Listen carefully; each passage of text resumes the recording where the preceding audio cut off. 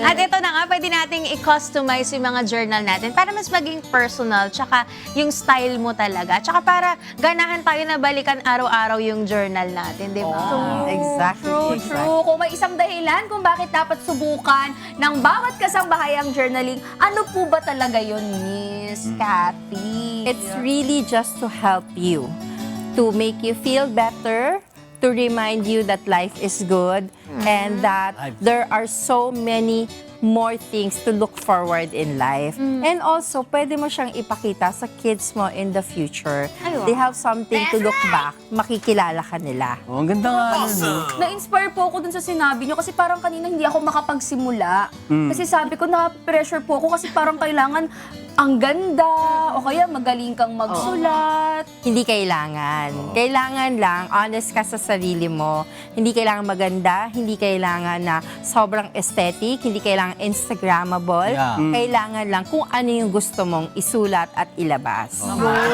Self-expression po. This is for you. Tsaka hindi naman po lagi dapat nagsusulat. Sabi nyo nga po sa akin kanina, kahit mag-stickers ka lang, Exactly. pictures. O kasi yung calligraphy, hindi ko yung natutunan kahit anong try ko.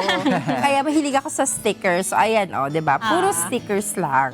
Kasi yun lang yung kaya ko. And that's okay. Kasi hindi naman kailangan lahat kaya mo. So, kung ano lang yung kaya mo, yun lang yung gawin mo. Pero Miss Cathy, ano naman po yung mga dapat tandaan kapag tapos ng mag-journal? Paano po natin siya gagawing habit? Hindi lang parang one time na parang project assignment lang. Actually, marami naman sa mga nagjo-journal na hindi talaga sila consistent. Kaya nga, ang maganda sa journaling, hindi siya kailangan araw-araw. Merong iba, gusto nila araw-araw. Pero kung hindi mo nagawang araw-araw, okay lang yon. Kasi again, hindi kailangan perfect, hindi kailangan sobrang ganda. Pero kung gusto mo talagang araw-arawin, what I would suggest is, at the end of the day, bago ka matulog, 5 minutes, that's all you need. 5 minutes, write down things para makakatulog ka. Kasi di ba minsan hindi tayo nakakatulog kapag ang dami natin iniisip. Yeah. So, isulat mo para mawala siya sa isip mo, then you can sleep better. And again, to remind you, gratitude, ano yung magandang nangyari sa araw na to. Kasi kahit gaano kapangit yung araw mo, I'm sure may isang nangyari maganda. And that's the fact na gumising ka.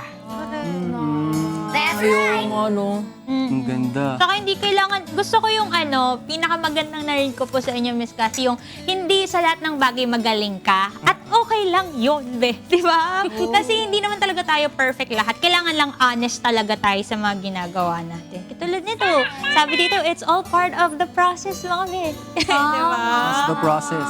Yes. Tsaka hindi pala siya pagandahan ng sulat, no? Talagang, o kaya pagandahan ng design. Talagang kailangan lang, yung ma-express mo yung sarili mo. Kaya nga na-inspire ako sa mga ginagawa ni Miss Cathy. Pinakita niya sa akin yung iba't ibang mga journal niya. Nag-date sila ng asawa niya, meron lang doon movie ticket. Dinikit niya, tas nilagay niya anong ginawa nila. Nakaka-inspire. Parang gusto ko na rin siyang simulan. Akala ko sana, Wala akong ka-date, pero may nangyari sa buhay ko, Joshua, yung issue. Kanina ka pa. Hindi date niya yung sarili niya. akala ko sinasana all mo yung may asawa. Bakit dinidate niya naman ako? Ayun pala. At least malinaw. Tinatanggal yung comments na. Charis. Dapat malinaw. Pero masaya naman ako sa nililinaw lang. Oo nga.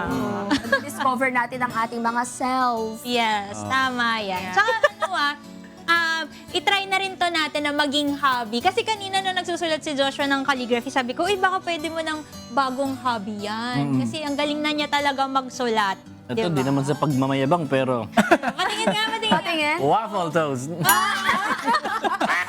Yan yung memorable sa araw. Yun yung memorable sa araw ko. At Waffle syempre toast. maraming salamat po kay Miss Thank Cathy you. Balmores dahil sa pagtuturo niyo po sa amin na gumawa ng journal at ma-inspire din po kami na masulat namin yung aming mga feelings and emotions. You're welcome. And syempre, thank you din po sa Crafters Marketplace for sharing your passion with us. Baka po meron po kayong gustong i-promote po, Miss Cathy. Yes, actually, marami kaming ongoing workshops. Punta lang kayo sa The Crafters Marketplace na Facebook page.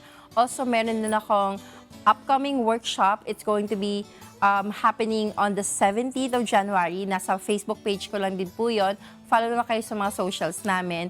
And sa Crafters Marketplace, we actually give out free workshops. So, sign up lang para ma-accommodate namin kayo.